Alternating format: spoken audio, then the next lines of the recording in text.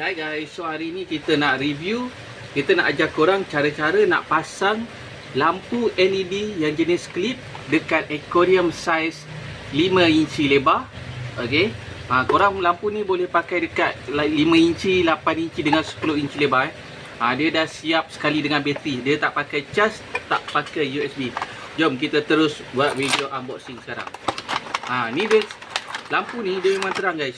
Memang lawa kalau kita letak dekat aquarium saiz ikan laga ni, saiz 8 inci, 5 inci.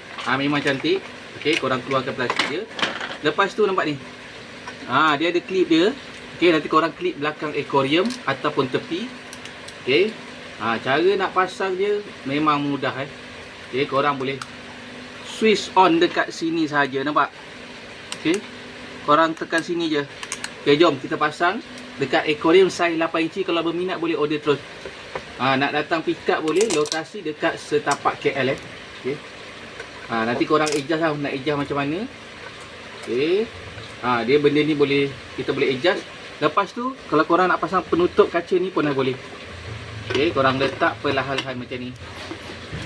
Sesuai lah nak letak dekat tepi TV, meja belajar, meja kerja.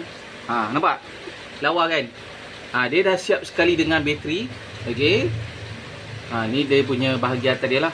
Okey, kalau korang berminat dengan lampu LED ni ataupun nak sekali aquarium kita ada jual guys.